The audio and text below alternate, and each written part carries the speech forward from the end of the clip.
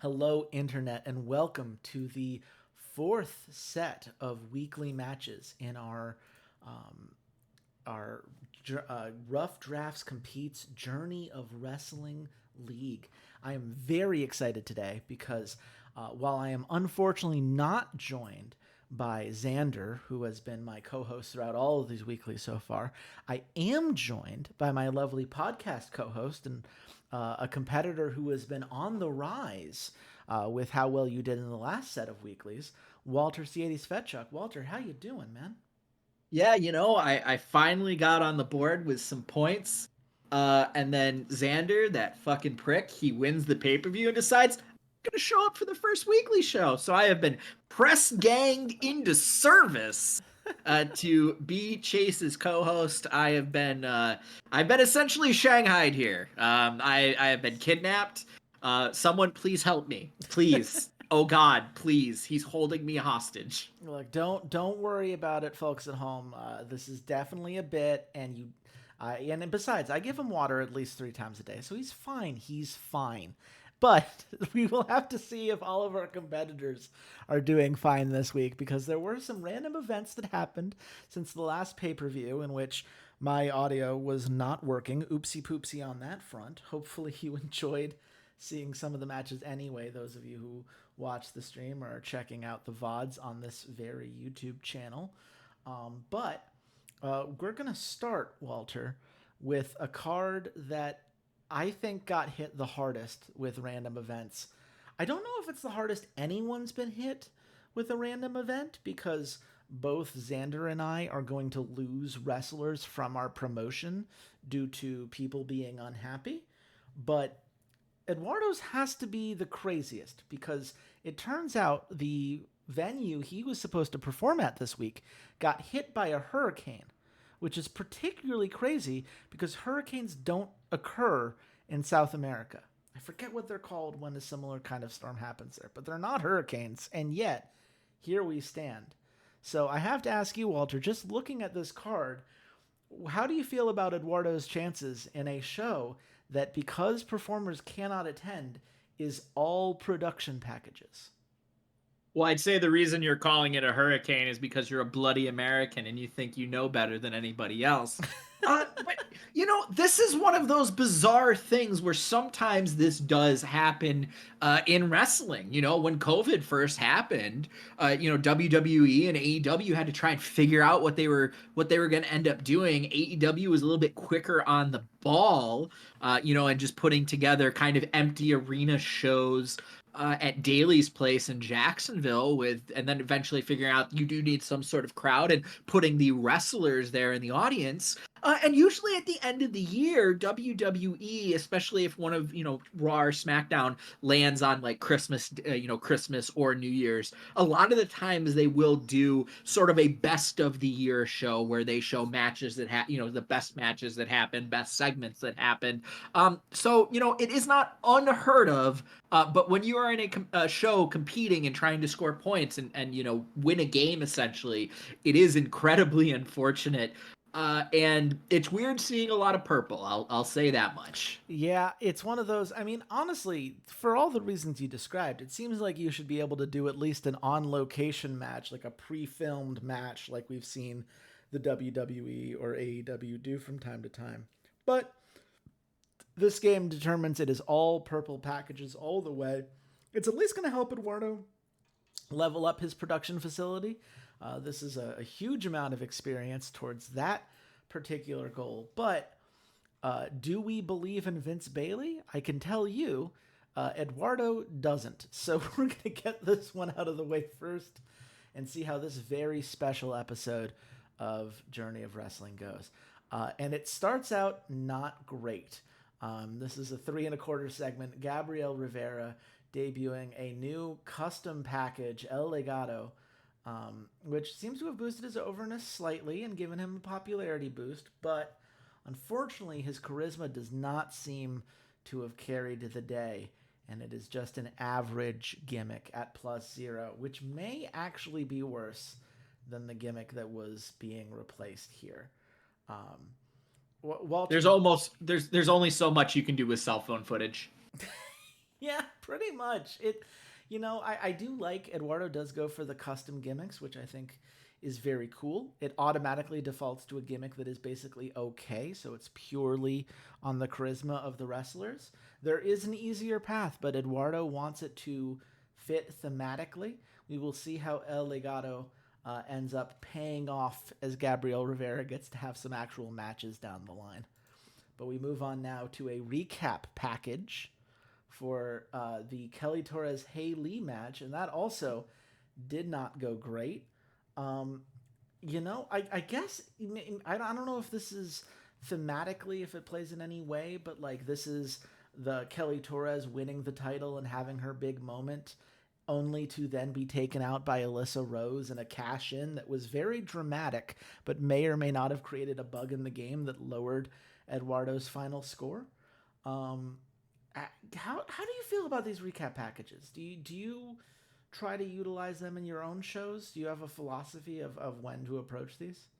Yeah, I do like to use them on in this spot, the first weekly after a pay-per-view to show off one of the key matches that happened on the previous pay-per-view. I do wish there was maybe a little bit more flexibility where you could do older matches. That would probably be a little bit helpful for it, but I just know coding wise for a web-based game that's probably a little bit too much to ask. Yeah, the UI is not really helpful for that, unfortunately. But you know what else is, here Vince Bailey being a little bit helpful here.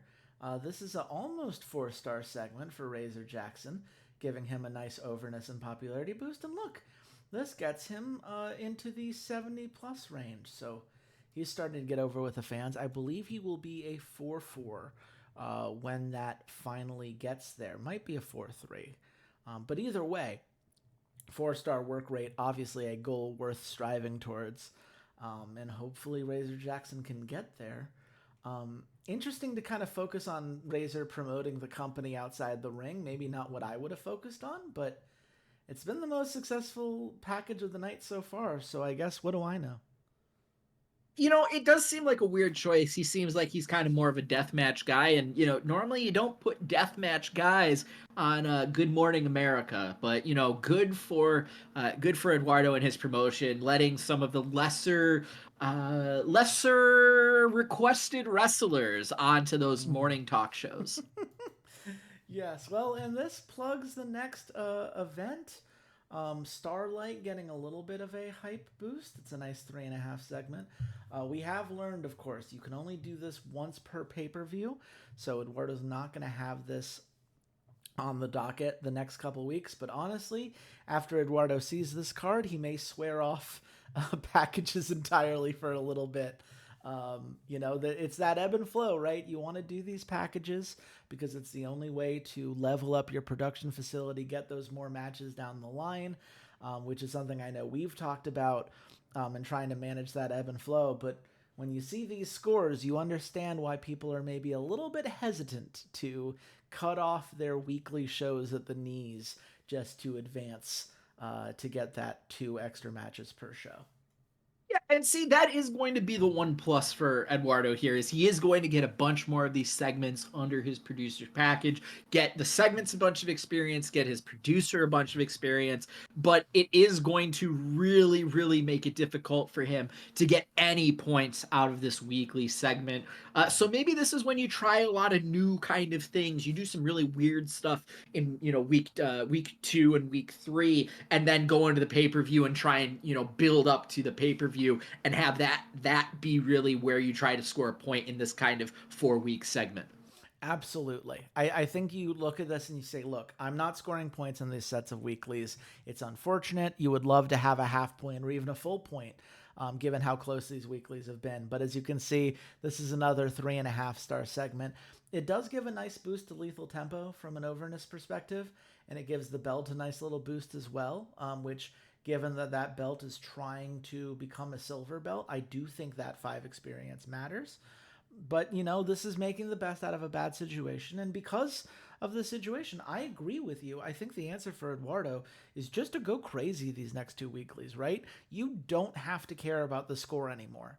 We don't for the purpose of the system that we have created for this competition, it does not matter what your total stars are across all of the scores, right? We do these in chunks. And if this chunk isn't going to work out for Eduardo, that's okay. Set yourself up in a position for the next pay per view and the next chunk of weeklies. It can maybe even take some pressure off. We'll see. Yeah, But save your creativity coins, book some just regular old matches, build some feuds, get those half points kind of added into some of these different feuds, and then set up for a really solid card or the weeklies going into the gold pay per view next segment. absolutely. And now this is something I'm glad to see here.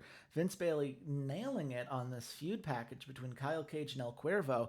This is something you would not know, Walter. El Cuervo's, as you know, has been injured for a while, but Eduardo rolled the Wolverine artifact, which sped up El Cuervo's healing by 3 months. El Cuervo is back, and he will be there. I don't know if he'll be there next weekly, but he will be back by the pay per view at the very least.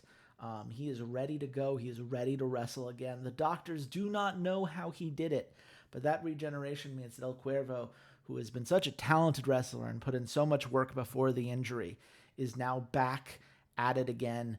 And getting this feud package really hypes up this return that I think people will be excited about. So You know, he went to see the same doctors that John Cena goes to, another Wolverine style healer of his own. So it's good to see him coming back. absolutely. I just wish that Vince Bailey had nailed the feud package here. Obviously, El Cuervo and Kyle Cage are happy to get a boost on the show, and the feud does get a little bit of hype, but we're not seeing any popularity or overness improvements, which is a little bit of a shame. Again, it's a shame when this has to be your main event, but look, feud packages, you only need one more feud package until they become silver, and once it's a silver package, the average score does go up. Now, I know, Eduardo, when you're watching this, you're going to look at this and say, okay, my producer's level 2, and it sure doesn't seem like these packages went well. But it is a combination of the experience of your producer and the experience of each of these packages, right? When they hit silver, the average score is going to go up. Doesn't mean it always is where you want it to be, but I think once that feud package hits 75 and it becomes a silver, there will be a long term benefit to that. So, Yeah, I think this is a Vince Bailey check PayPal, but in a good manner of a hey, you did the best with what you got, and nothing there is terrible. The lowest score was a 3. Everything else was 3.25 or higher. So it's not terrible with what you had. You did pretty well. yeah, I absolutely. I have a league. This game has some story mode stuff, and they have a Passion of Wrestling, which is this story where you are the head of an all women's wrestling league, and I got to tell you, 3.5 stars in that league is pretty darn good. It's unfortunate in a league like this one where all of our competitors have done such a great job, and we have so many strong uh, shows that make it hard for something like that to keep up. But I think 3.5 stars is respectable.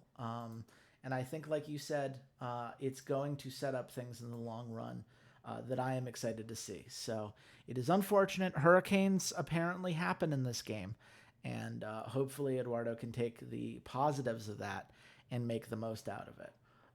Now, you, Walter, also had an event that was not ideal, the Faction Ignored event, which I believe saw a reputation hit to Prodigy that you've had to work around. Was that something that you kept in mind when building out the card tonight, or is there another angle that fans should be expecting when they go through what you have to offer in tonight's show? Listen, nothing on the card tonight. It might take a little while for you to see what we end up doing with Prodigy long term. Devonte Harrell is on the card. He is part of a battle royale this evening. But at the end of the day, I have some things that I'm going to do with Prodigy that you just got to give me a little bit of time to let it cook. It might not even be this pay-per-view cycle that we see it really come to fruition.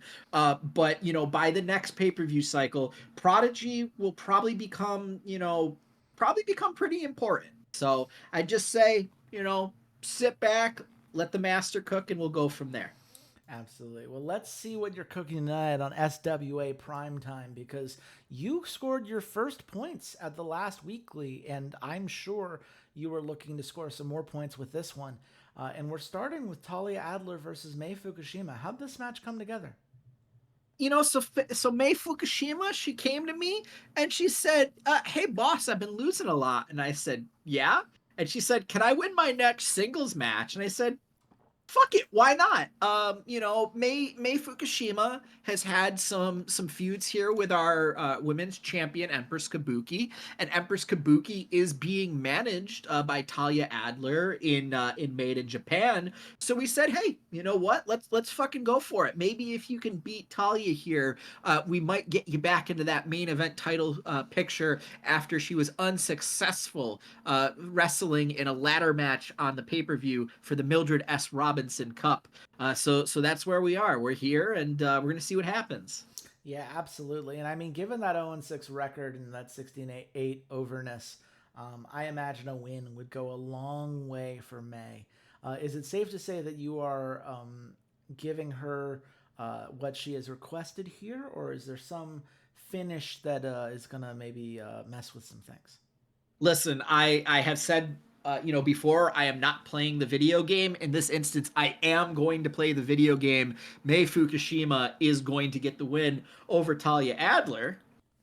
Yeah, and it's a near 4-star match. A huge morale boost for May. Um, I don't know how much of that is taking into account that you fulfilled her request, or if it's going to be a morale boost beyond that. I think sometimes performers are just happy to win one for a change, right? Talia, 1 point overness hit doesn't really do anything for her. 2 morale, she's still fine, and I'm sure she's going to have some other opportunities as a manager for a lot of these Made in Japan people. But even if the match wasn't maybe the highest scoring match, a big win for May, and it helps get her back in main event contention. How do you Yes. feel about how all that came together? This is the thing. It's leading to something else here in the very next segment. Oh, look, we have Psycho Sahana and Aiko Haruka. Uh, Yes, we have determined that Made in Japan, Empress Kabuki has a reign of terror over the women's division, and these three women, Mei Fukushima, Saiko Sahana, and Aiko Haruka, have come together to form Totsutsu Funo Sentai, the Unbreakable Squadron, and their mission is to dethrone the Empress, the Empress herself. Unfortunately, segment did not turn out that well. no, I That think is, you've got a couple 2 charisma people. Psycho, I know for sure is 2 charisma. I don't know if yeah, Aiko. I think May is 3, so I'm kind of surprised. yeah. But that is That did not go the way I was hoping. no. That did not go the way I was hoping at all. Let me double check them. See, this is one of the things. Is like I'm like, oh, I'm gonna do this cool thing, and then I don't check the numbers. I mean, Yeah, Aiko and Fukushima and May are both threes. So there were yeah. 2 3s and a 2 in there, and I guess I just got unlucky. Yeah, I guess it's a low roll. I don't honestly, having played this game for as long as I have, you would think that I would understand the difference between a segment's entertainment and action points. I just kind of know that charisma seems good for these kinds of segments, but unfortunately, it does not seem to have helped you here. That said, you do have a new faction. It is a Yep. little bit of experience there, and you're going to hope this sets up some long term storytelling that the fans can look forward to. But before we can build on that, we do have a unsanctioned tag team match between Telenovela and the Lads. How'd this one come together? So, if we remember from the women's championship match at Aftermath, Angelina Cardinal was wrestling Empress Kabuki and seemed to be the first person to really challenge the Empress's reign. It really did look like she was about to be dethroned, and then that Devil Maester Gomez came out, interfered, cost Angelina Cardinal the match.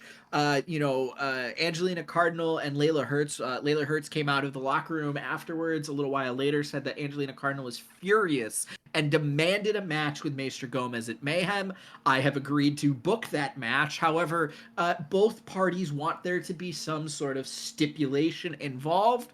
And when I said, listen, ladies, I can't have you guys wrestle on weekly shows and then also wrestle on a pay-per-view, that's just not going to work it out. How about we do a tag match? You both have tag team partners. And, let's see what happens. And the winner here will get to determine the stipulation for the match at Mayhem.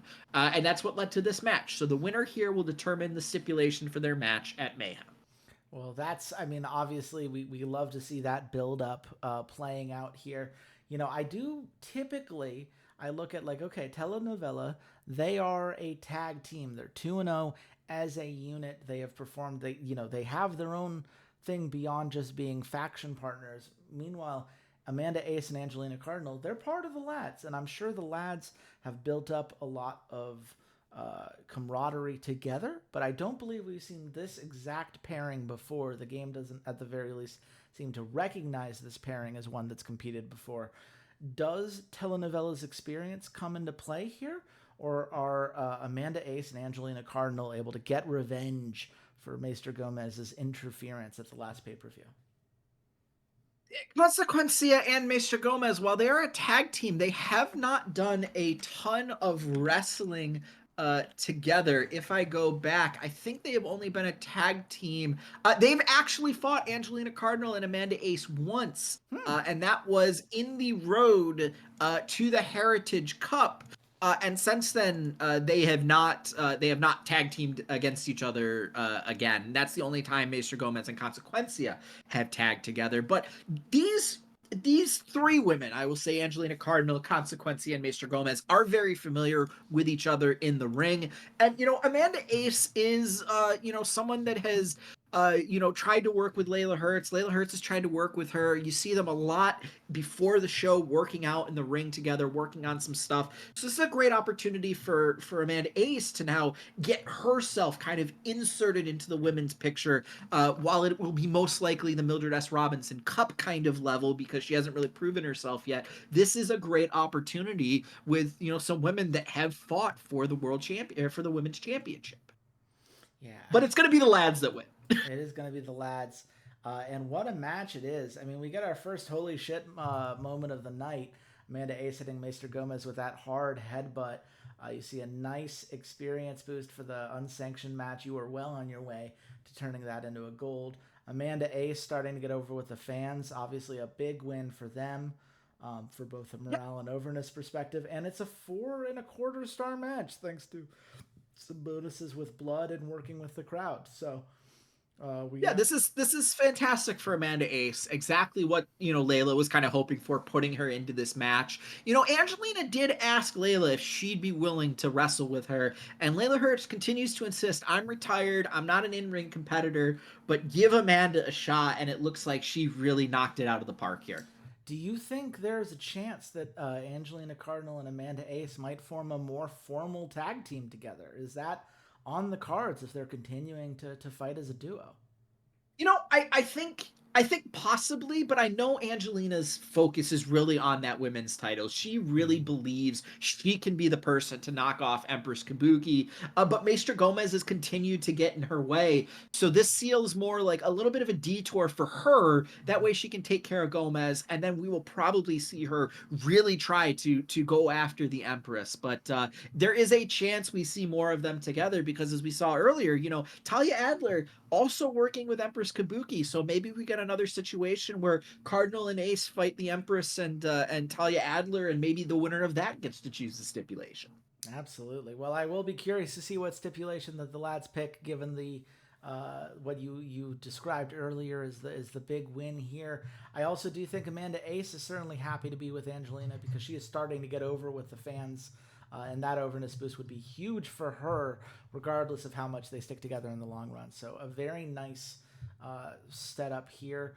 We do have a recap package, Heizo Ogawa and Keiichi Sakurai, and ends up going pretty well, all things considered. That's just under 4 stars, which is the same score you got for the Mei Fukushima Talia Adler match. So the recap package continuing to get experience. I think utilize that package more than most. But it leads into quite the battle royale here. How did we get to this 14-person match, Walter? So here's the thing. Christopher Devlin has demanded that he is on the next pay-per-view. He Mm-hmm. wants a challenger. He is insulted in the fact that he was in a tag team match and he wasn't even in the main event of the card.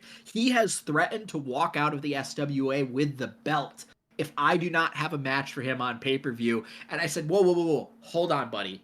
Of course. I get it. That was my fault. I wanted to, on a kind of, less important pay per view, give you and Ethan Wild both kind of a break. But since you both wanted to wrestle, you guys got to wrestle each other. So here's what I'm going to do: Battle Royale, right? I'm going to do a Battle Royale. I'm going to get some guys in there and we're going to see what happens. And Devlin's only stipulation was that I included his stablemate, Eddie Davis. And he said, much like I have given Assassino chances to win a shot against me, mainly to defend me and my belt, I want to give Eddie Davis kind of the same chance here. So that's why Eddie Davis is in here. We also have some other, other wrestlers: Devontae Harrell, Rocca, Kyle Lucha. They have all, Eddie Davis, have all also been feuding for the Theodore Vincent Heritage title. So he figured, hey, let's give them a shot to see if they can move up the card. Surfista Hermano Santos, his tag partner, Ray Sangre, has gone off on excursion. So his tag partner isn't here. He's been begging for a chance to get out there. Alex Palmer, Patty Gilman, Jules Murphy, all kind of mid-card guys that really, really want some shots here. Drew King, obviously literally the kingdom. He believes he deserves another shot at Christopher Devlin. And Kevin Bates. I noticed Kevin Bates was on my roster, and I hadn't used him very much, I thought. So I said, fuck it. You and Rick Dolan, you guys both get in here. We'll round it off at 14. And then, of course, Chase. We have Chase. Yeah. Which And, I good for him for getting this far, honestly, because he's a warrior. He's a warrior. He has fought back despite your repeated attempts to put him down in a lot of 2v2 and 3v3 matches. I don't think that 0-1 record accurately describes what his journey in this promotion has been, but he is a 21-year-old face and a 4-4 at that. Dare I dream, Walter?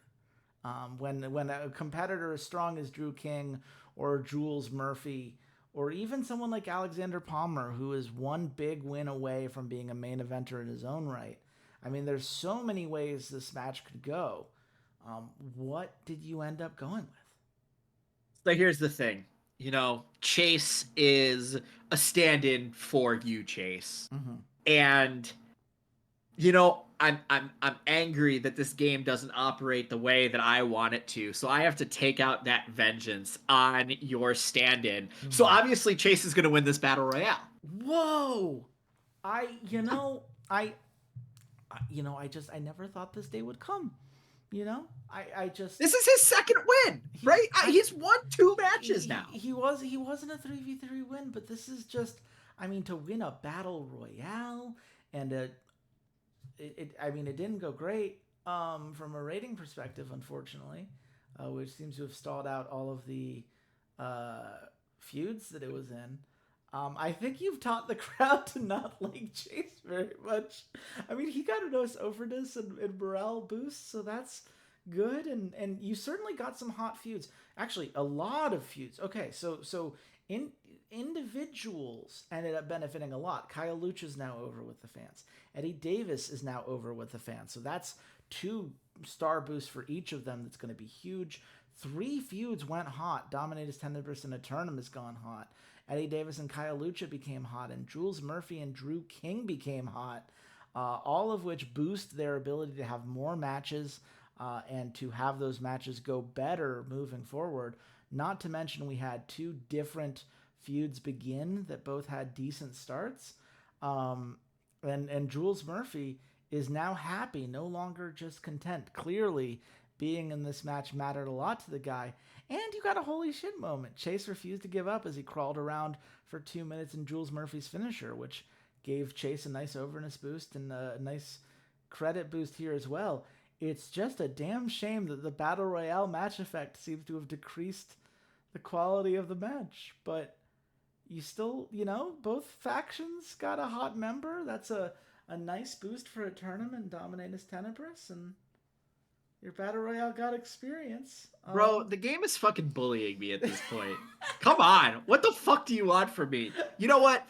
I know what you want from me. Christopher Devlin, go out there and beat the shit out of Chase, please. Yeah, we just finished this match, and Chase is so happy. And Christopher Devlin's gonna put him in his place. And look, that is what the crowd wants. Yeah, you have taught them to hate Chase as much as you have so far. That is incredible. Oh, 100% effectiveness and an action boost.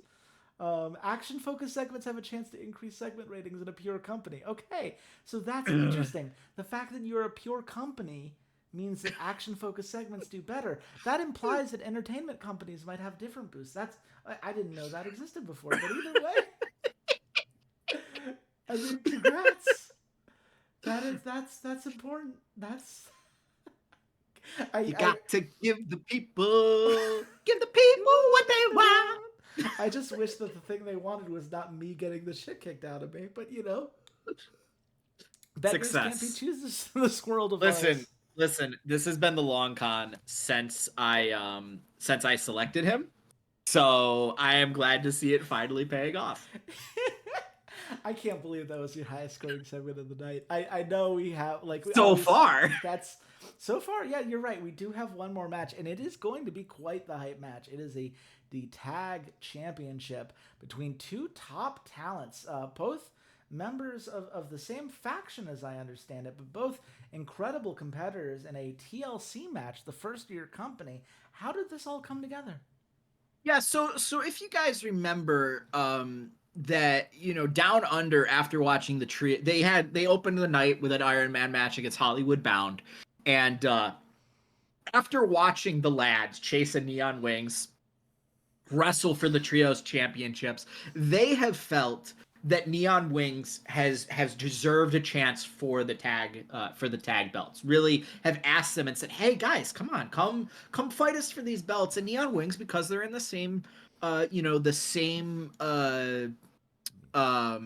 faction, have been like, nah, it's okay, like, we'll get our shot at some point. They're only 18 years old. Like, we're willing to learn from you guys. We're willing to see what you guys are able to do, and kind of do that. And Down Under has finally said, listen guys, enough. You deserve a match. You're gonna get a match. And you're just gonna get a TLC match. Like, we're gonna go fucking crazy here. And this is our first TLC match. This is trying to harken back to Edge and Christian and the Hardy Brothers, the Dudley Brothers, and what WWE did, innovating something crazy, and we're bringing that to the SWA.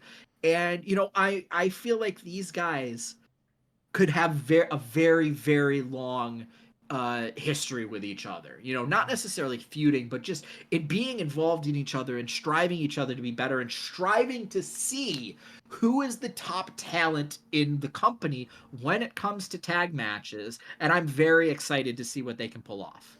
Absolutely. I mean, Neon Wings have been one of those, regardless of whether they've won or lost, every match they've been in has been better because they've been in it. They might not be the most charismatic on the mic, but everyone knows if Neon Wings are in a match, it's going to be fun as hell because they're both 4-star work rates that both have that tag team specialist.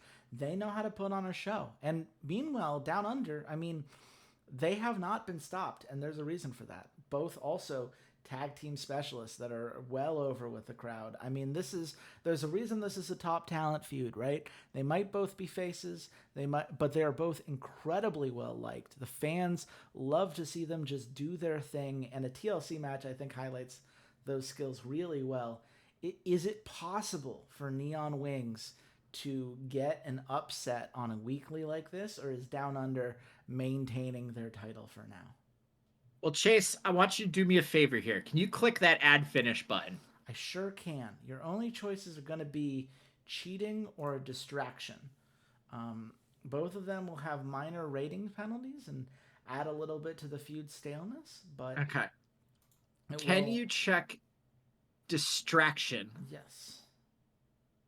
And can you select Leonard Ace? I sure can. Um, yeah. Should I lock this in? And you lock this in. Down Under is going to win because. Oh, wait. Hold on. Not Leonard Ace. I looked at the wrong teams. Hold on. Hold on. Where are they? Where? What? They're. I'm very glad I did not click the button. You're good. You're good. It's not your fault. It's not your fault. Uh, can you select Joey Stone, please? I was Joey looking at the wrong Stone. team. Joey Okay, Stone. Joey Stone.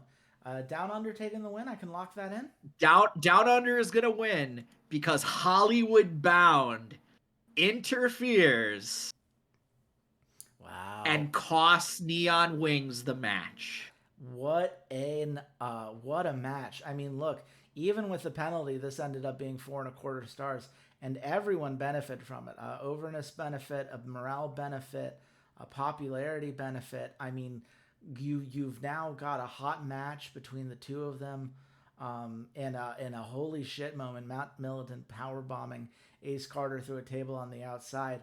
I mean, this is how you build up quite the feud. I have to imagine the Neon Wings are furious that Hollywood Bound has ruined their one true chance at a title in such a big moment for them. But the fans are eating it up, clearly. Yes, absolutely. And the funny thing here is it's Down Under. It is Matt Militant backstage right now, furious, screaming, just absolutely just like beside himself that Hollywood Bound would interfere in their business. And just apoplectic, just absolutely furious. We're gonna have to see what happens there. Neon Wings, they're bummed out. It looks like Ace Carter may have gotten a little bit banged up. They're taking him to the training room. He's kind of hobbling on his foot. But yeah, I'm Hollywood Bound.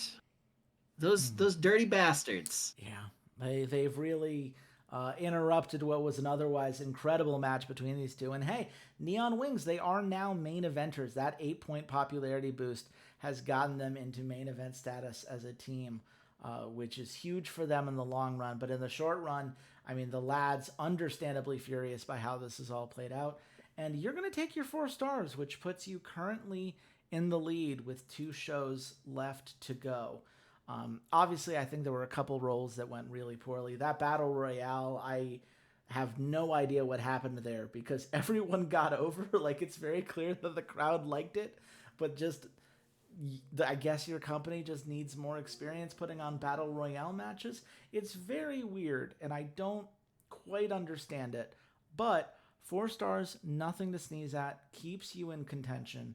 And we'll have to see how these next couple shows go. Which the next one here, since we are going in reverse order from the standings from the last pay per view, is going to be me. And I gotta tell you, I feel decently about this show. I'm going to say decently. I think that there are some goals that I need to achieve that are not going to be touched on tonight. I have some clear plans for a belt that I want to start building towards. And I have some clear teams and some feuds that I think need to be built towards. So this is a laying the groundwork show. And you're going to notice that is 63 creativity points left because I may or may not have spent a lot of money bringing in a new wrestler that hopefully I'll be able to show off on the next show. But for now, should I jump right into it? Absolutely. I'd be very worried with that creative points total on your end. I don't feel great about it, especially because I'm pretty sure I'm going to hit the threshold that I need to upgrade my production facility. But if I do so, I basically won't have any gimmick matches for the pay-per-view. So I am desperate for this to go well, and for me to get some holy shit moments on this card. And it's going to start with a main event Dreams on a Pole match, because I am sticking by my assertion that pole matches should only maintain esoteric, intangible benefits. And this is, of course, between Tijuana King, who is currently a member of our tag champions, Rude Awakening, who finally, it was the first time a Keepers of the Realm duo defended their title successfully at the last pay per view. She has been climbing, a 19-year-old 4-3, very much on the verge of being a main eventer in her own right, and someone who would love to pull off a win here. But of course, she is going up against Malachite Bronson, someone who was part of the first team to win the Keepers of the Realm title, the Shooting Stars, a rivalry that has continued to this day. Of course, Malachite and Tijuana have been feuding in kind of multi-woman matches previously.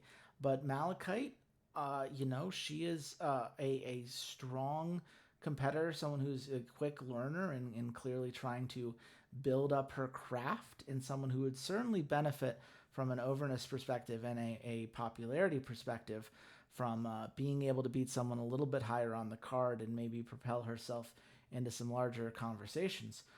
Who do you think I gave the win to here, Walter? Yeah, it's gonna stay with Tijuana King because listen, Malachite Bronson, I'm not ready to believe in you yet, and you're not close enough to any of the thresholds for me to really consider you for winning a championship. Yeah, well, this is so Tijuana's Well, is for the duo, so there's no oh, the championship duo, on the line gotcha. on this. That said, you are 100% correct. I mean, honestly, Malachite, your gimmick can't be take me seriously, because there's nothing that makes me want to take you less seriously than demanding that I take you seriously. So, something she needs to work on. But Tijuana King is going to work on this match here. It's going to be 4.5 stars, which is a nice way to start. It does blow off the feud. Tijuana King has now established herself as a competitor to beat, both in a singles and duo capacity. Doesn't quite get her to main event status, which is a little bit of a bummer, but it also gives me a holy shit moment, which I desperately need some more creativity points. And a level up for the pole match. That's a popularity boost moving forward. I will gladly take that. As well as leveling up my greatest wrestler. You've been slow rolling your feuds, Walter, and there is some benefit in that. But because I've been blowing things off more quickly, I've got my greatest wrestler feuds all ready to give me a plus 30 hype bonus just from a start. So, some real pros and cons here, but I'm feeling pretty good about where Tijuana King's at. Yeah, I mean that's pretty strong. But listen, like you blew off a feud on a weekly show, and it only got you 4.5 stars. You're not wrong, but the truth of the matter is that feud needed to be blown off, and that might not be the only feud we see tonight that needs to be blown off. I am very cognizant that certain dreams or certain feuds can go over and start causing some damages. So I'm trying to work around that. I'm also trying to really play up the importance of the Flame Warlock Championship. Prince Pretty Pink, someone who finally got his big win, was originally a face of the company, lost too many matches early and kind of fell a little bit down the card, has fought his way back up to be in that kind of section of the card, and has used that to take out La Bestia del Infierno, which is obviously huge, given how dominant La Bestia had been for so long. So this is big for Prince Pretty Pink. Unfortunately, putting Gus Sanchez on it, despite Gus Sanchez being a level 2 producer, does seem to have made things worse, which does not help the case I'm trying to make to Eduardo and our other competitors about how level ups do matter. But he gets a little bit of an overness boost, and the Flame Warlock Championship gets a boost, so I guess it's fine. But you know what else is fine, Walter? Is a good old tables match. And this one is between Ryu Otake, the dragon of a wrestling company that does not exist and definitely wasn't ridden over by one of our fellow competitors in order to make this multiplayer league happen. A 27-year-old face, big match specialist, a risk taker, and a 4-4 who needs a little bit of a win, right? He's only 1-3 so far on a bit of a loss streak. could really benefit from that. But you know who else could benefit is one Gavin Smith, who is a 4-4 27-year-old heel who has yet to have a solo win. Both of these guys have been feuding so much with Ashton Nieves, who is the title holder for the King of the Thunderdome Championship. And Ashton said, look, I'm tired of fighting both of these guys. Neither of them have proven that they can beat me in these multi-man matches that we've been going with. I'm only going to fight one of them in the next pay-per-view. I'm not doing this again. So they can fight amongst themselves. They can prove which one of them deserves to have a shot back at my title, and I will see them in the ring at the next pay-per-view. So Walter, given these two competitors, who do you believe I've given the win to here? So I know you like your baby faces, so I'm gonna say Ryu Otake, but I also think you need to do a gimmick change there. If the company doesn't exist, why are you insulting them by continuing to call them the dragon of a company that doesn't exist? Well, because the fans like it. And from a game perspective, anything I do is likely to be worse than what he already has. And so we're just going to call him the Dragon, and we're just going to kind of mumble. We're going to be like the WWE. We're just going to pretend that second half doesn't exist and he's just the Dragon. And that's fine. But what's more fine here, I do like a good babyface, but I like getting a heel into the main event segment. And look at that. It's a 5-star match. A huge boost for Gavin Smith. This does blow off that feud. Ryu takes a little bit of a popularity hit, but the boost for Gavin puts him into main event status, and Ashton is now going to have to take Gavin a little bit more seriously. I think that tables match ended up doing pretty well for the first tables match in our company, and it will be interesting to see if Gavin can ride that momentum into something greater. But both of these wrestlers are 4-4s in the main event status, and we'll be seeing big things from both of them. I already don't like this weekly show. Well, I mean, look, I got a 3.5 here on Judgment Day. My production packages, which I put a priority on because I do want to level up my facility. I want to get in range and try to get those extra segments on pay-per-views moving forward, because I sure as hell am not going to have the same luck as Xander does on which artifacts he unlocks. That does not seem to be in my cards at all. But Judgment Day, unfortunately, it's an okay segment. It's a little popularity boost, a little overness boost, but it's not quite the segment we were hoping for. Of course, though, this is all playing into this triple threat tag match. And, people who have been following the magically enhanced wrestling promotion know all too well that Judgment Day is reviled right now. Because, as we all know, River Dannenberg pretended to be a member of the Northern Nightmare faction. He was actually a spy for the Southern Sentries. And after claiming to hate his brother, want nothing to do with his brother, he promises he is there only to get revenge on his brother who has wronged him in some indiscriminate way. Turns out it was all a ruse, and he betrayed the faction, joined the Southern Sentries, and paired back up with his brother to form Judgment Day. But the Northern Nightmare have not forgotten this betrayal. We saw El Muerte Blanco, their faction leader, destroy River Dannenberg at the last pay-per-view. And now, despite the fact that Highway Robbery are no longer champions, as part of the Northern Nightmare, they and fellow Northern Nightmare tag team No Bullshit have entered the ring here to try to put a stop to Judgment Day. Judgment Day, of course, they're one overness away from potentially becoming, a top tier team, very close to that popularity boost. But Highway Robbery, they were longtime champions for a reason.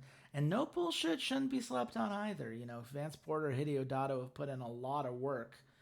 Do you think Judgment Day can overcome these two tag teams from the Northern Nightmare, or is this going to be just too much for them to bear? I'm pretty sure you're giving it to Judgment Day and you're turning them babyface at some point. Oh, absolutely not. No, this is Highway Robbery. Oh, okay. I mean, maybe. I mean, the problem with Judgment Day and the way that I've set up my factions, right, is that like they would both need to leave their faction and go join one of the face factions.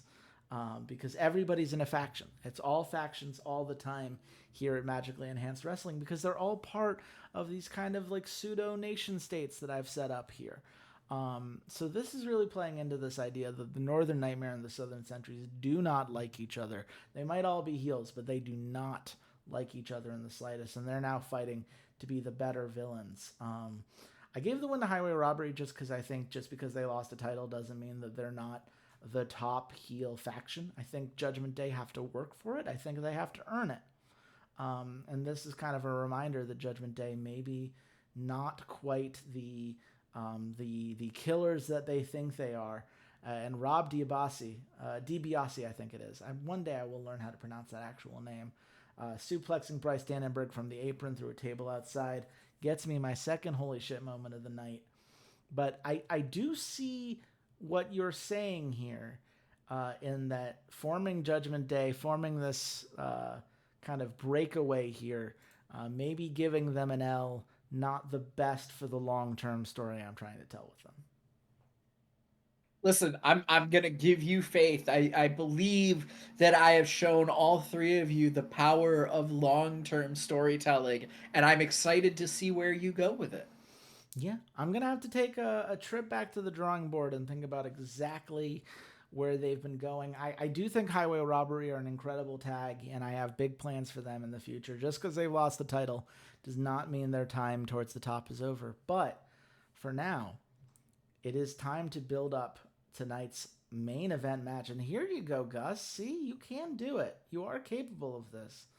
A nice 4.25-star package, which I'm sure, here's the reason, right? It's now leveled up to a silver star package.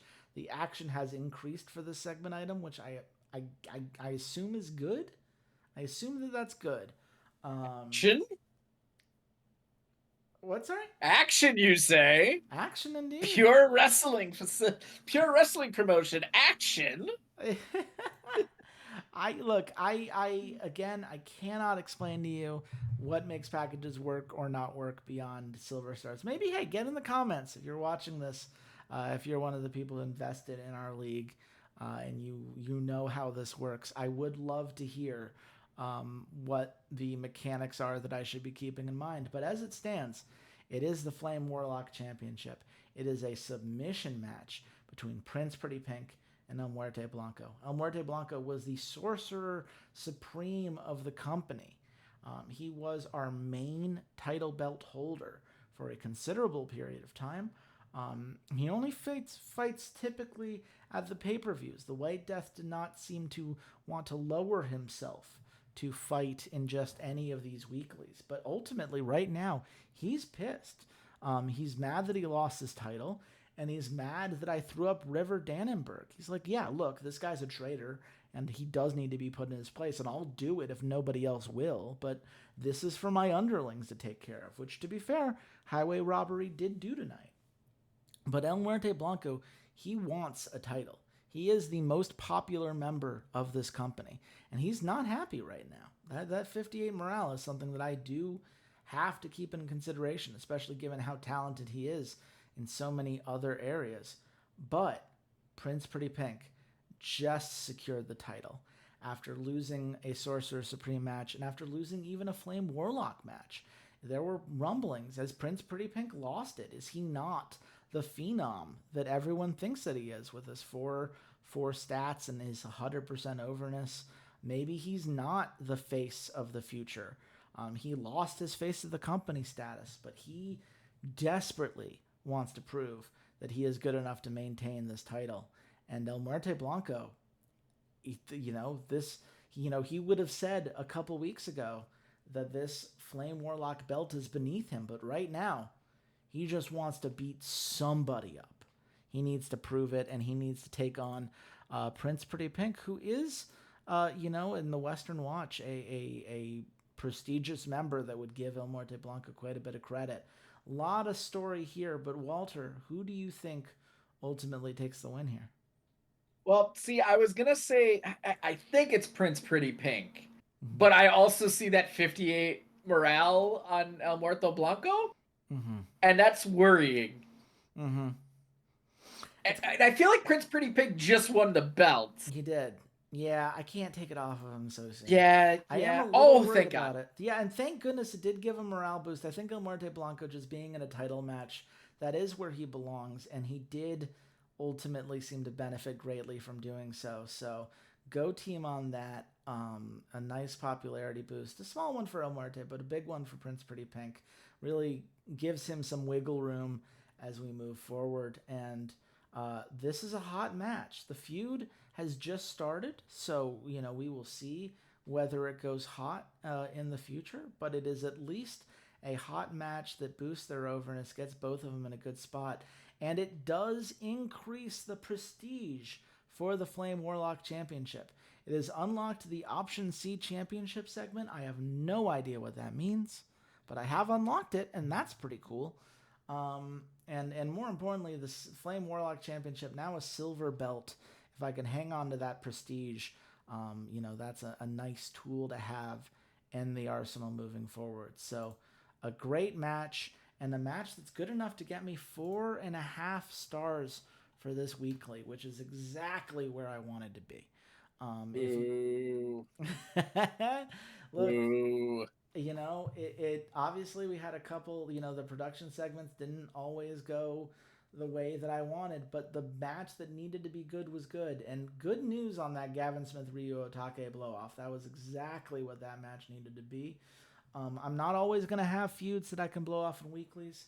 I'm not always going to have people as prestigious as Prince Pretty Pink and El Muerte Blanco just ending up on a weekly because I need El Muerte Blanco to get some morale boost. But for now, I'm going to take that. Hopefully, that's momentum I can ride into the next weekly because let's face it, Xander, who is not here tonight, unfortunately, the schedule did not line up, but he has been the man to beat as of the last pay per view. He won handily, the only 5.5 star competitor on the last pay per view. He has done a fantastic job of building up some faction feuds that I think have worked out very well for the guy. And he is currently in second place in our overall competition. Would love nothing more than to keep himself in a position in which he can start securing some points and start positioning himself as the top player in our league. Walter, what do you expect from his card tonight? I know that the only reason I'm really here is because Xander won last week and he doesn't want to work on Tuesdays anymore. So I get it. I understand. I expect him to come out guns blazing. I expect him to come out here. He got that win. He's feeling confident. He's riding a high and he wants to get another point. He wants to get closer to you in the overall rankings. And I can't blame him. So I'm expecting to be blown out of the water. I am expecting a 5-star card here. Wow, that is a high aim here. We will see if he can pull it off on Wednesday Night Triumph, and it starts with an I Quit match between Deputy Newland and Kenny Diaz. Deputy Newland. Deputy Newland. Deputy Newland. What? Just because Xander has cursed out Kenny Diaz on numerous occasions and Kenny Diaz is leaving the company and there's no upside towards him getting a win compared to Deputy Newland, who needs an overness boost and is 0-6 right now? Is that why you think Deputy's going to win the match? I think Xander just wants to hear Kenny actually physically say the words "I quit." That is correct. Yeah, no, 100%. And hey, it ends up being Kenny Diaz back to being a main eventer because he got a popularity boost because the match went hot. It started a feud because he always likes making feuds, even if he doesn't have the longest of plans. But that's a nice overness boost for Deputy Newland and a nice morale change there.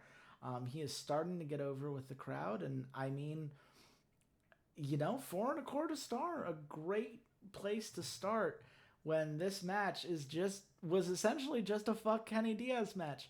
I don't think Xander would have minded if it was a 3-star match if it made Kenny say I quit, but this has got to feel The pretty loser good. leaves town match here is going to be incredible. I believe if he can unlock the loser leaves match, he will 100% do that.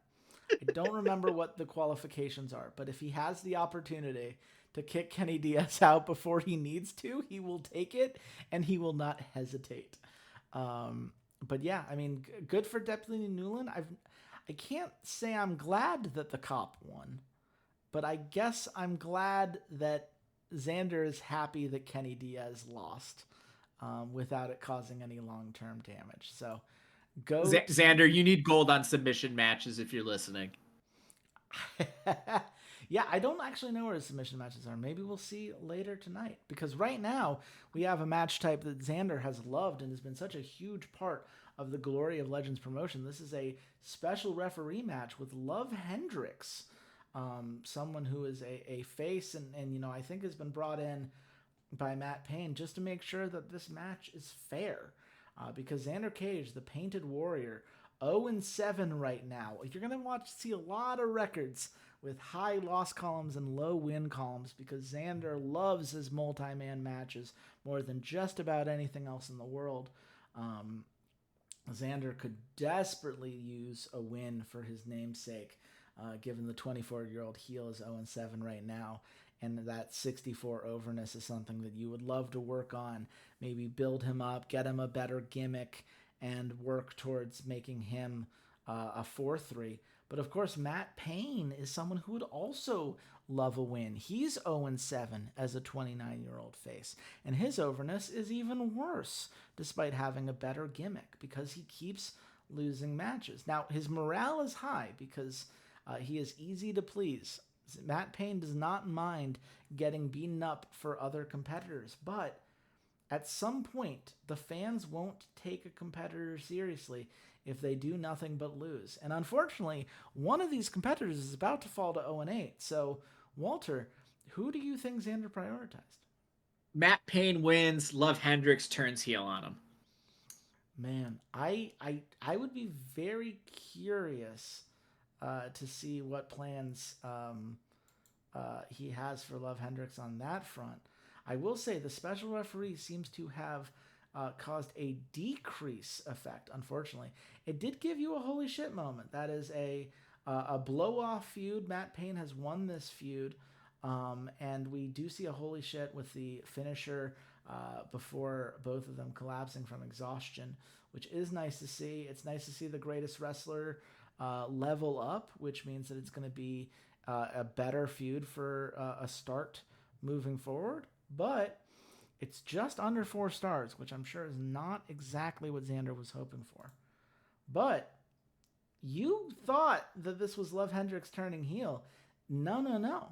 This is Matt Payne and Love Hendricks forming a tag team called Love Hurts. And they're going to be wrestling together moving forward. I mean, that's essentially turning heel. You were a guest referee, you fucked over the other guy, and now you have an association with the guy who won. That's basically a heel turn.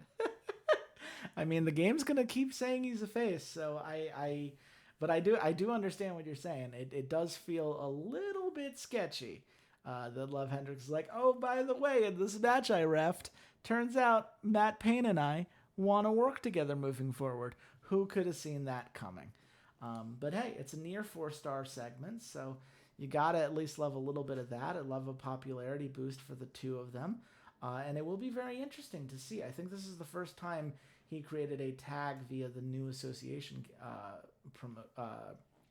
segment. So we will have to see what this means for Love Hurts moving forward and what that does for the tag division. But we can't settle on that because we need to move on to another blow-off match, if I remember correctly, between Lethal Chris and Colin Torwell. Lethal Chris, the two Lethal brothers, have struggled so far. They are on a tag team together, and Asahi King has been their manager for a little bit now. A 2-2 that would love to get over, but has a little bit of work to do to get there. 0-6 right now, but as a 25-year-old heel, there is time to train them up, to get them to being better fixtures within the company, and this might be the time to do it because Colin Torwell, he might be a 4-4, but he's also someone that can take some losses given his morale and overness. You know, it's not going to be a huge hit to him if he were to fall here. However, he's also a 4-4 face that is only 34 years old. Not the youngest out there, but certainly someone with some time left in his career and someone who would love to climb a bit higher up the card, maybe face a higher tier of opponent moving forward. Who do you think is taking the win in this street fight match? I think if you were ever going to give Lethal Chris a win, it's here. Start building him back up so he can go back up the card, compete with some of your kind of mid-tier faces. Colin Torwell can take the hit, and you can always move him up into that main event because he is a 4-4, because he is so over with the fans. He's very easy to fix at this point, right? Mm-hmm. It's going to take Lethal Chris some time, and if you can get Lethal Chris up, you can get both the Lethals kind of moving back up the card and helping out your tag division. I think that's the most optimal way to play at this point. Mm. You know that scene in Frozen where the guy illustrates to yeah, not Anna, like, you know, all you Oh need my is a God. kiss from someone you love. Like, if only someone loved you. If only someone loved Lethal Chris and believed that he had any long term potential, then maybe that would be the play. But this is Colin Torwell. Oh, okay. Well, that's an injury for Lethal Chris, and a severe injury, which has increased the hype of a feud that just blew off. So I guess if the injury revenge, maybe that injury revenge is still an option when they get back if enough time has passed. I'm not entirely sure how that's going to work. All I know for sure is that Lethal Chris is out. Colin Torwell gets a very minor boost from beating a competitor like Lethal Chris, who takes a morale and overness hit and is not going to be here for a while now. No holy shit moment. It does increase, I believe, the custom feuds that seem to be continuing to advance here. But it sounds like this is a decision that you do not agree with, Walter. You know, I kind of understand, you know, Colin Torwell is a much better wrestler. And now, you know, it's the right decision because the guy got injured. Like, what's the Mm-hmm. point of building somebody up if he's going to be injured and out for multiple months? When you said, oh, if only somebody loved Lethal Chris, I thought Asahi King was about to turn on him. And I was like, wait, come on. But yeah, no, if you want to build up Colin Torwell, can't blame you. He is a 4-4 face. You need them. They are useful. Yep.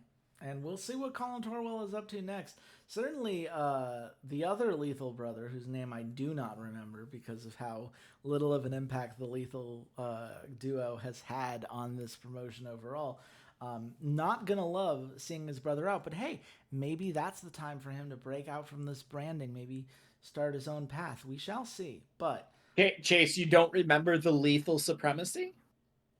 I, I, I don't. Um, Fair I'm enough. I don't either. Yeah, okay, there we go. For a second there, I was like, did I miss something? Here's what I do know. I know that Cassidy has a new gimmick, the Tough Cowboy, which seems to have gone over pretty well. That's a nice overness boost and popularity boost for Cassidy, someone who has been struggling to find his path in this company. And I believe it is a heel turn for him as well. So you're now seeing him go up against Bear Winter. Bear Winter, of course, a member of Vinland Saga, one of the best tag teams, maybe not by record, but by fan appreciation. Bear Winter is beloved. He's a 4-3 face who, you know, is not quite a main eventer in his own right yet. I think Wolf Klein might be a little bit higher on the card, but ultimately someone who has always put on big matches and has excelled in those tag situations. But right now, it is Cassidy who is trying to prove himself, trying to prove that he can be something in this company. And, you know, playing the nice guy didn't seem to work for him. So now he gritted down, he got tough, he got himself a guitar, and he's going to try to position himself as someone to beat because that overness and that popularity certainly needs a bit of a boost. Do you think he has what it takes to beat Bear Winter here, Walter? So here's the thing, right? Common sense in wrestling would dictate somebody debuts a new gimmick, kind of repackages them. You want to get them wins early and often. But here's the thing. I have been the complete opposite of everything that Xander has done here. And Bear Winter is a much better wrestler on paper, so I am going to continue on with the premise that he has done on his card. The better wrestler wins. Give it to Bear Winter. You should have stuck with your instincts. This is a Cassidy win. You got it. Can Look, I get a little fucking consistency here, Xander? A little bitty consistency, just a fucking little. I mean, look, you illustrated exactly why you should. This guy, he needs a little bit of an overness boost given the new gimmick. You want to build him up and get him in a nice spot, and I believe he's getting closer to getting over. But Bear Winter also gets a nice overness boost from this match. A little bit of a morale hit. Obviously, doesn't love to lose, but he's got some morale to spare. And holy shit, Cassidy put Bear Winter through the announce table with an elbow drop, which is another great way to get him in a better spot. And oh, by the way, I think we missed this earlier, but Theo Walters, the producer, now level 2.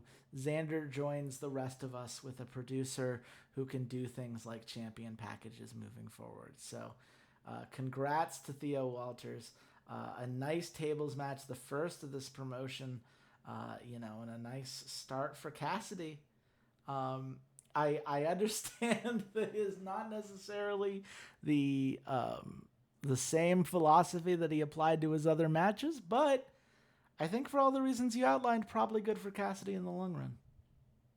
I mean, yeah, it's definitely the smart move in the long run, allow you to build up another heel. But yeah, just some fucking consistency. That's all I ask for. That's all I ask for in my wrestling. I feel like I'm fucking Jim Cornette here. Well, we will see. Hey man, Jim Cornette's got some fun cast going on. But look, we have one more match here. It is the women's heavyweight championship between Hinata Shiroki and Ume Amiko. Ume Amiko obviously just got the championship on the last pay-per-view after 5 straight losses. She got the big win. She assumed the title, and she is so close to being face of the company status as a 4-4 27-year-old heel who has huge aspirations. No traits right now. She's still got a lot of room to grow on that front, but certainly has put in the work and is hoping to maintain this title. But Hinata Shiroki is a 23-year-old 4-4 face who has also put in a ton of work. A big match specialist, a ring general, a quick learner, a workhorse. Someone who has a lot of the intangibles that you want in a women's heavyweight champion. Do you think that's enough to dethrone Ume, given that this is a championship she just won, and also Xander's been given a mission to make sure that Ume doesn't lose clean for the next month or so? Here's the thing, Chase.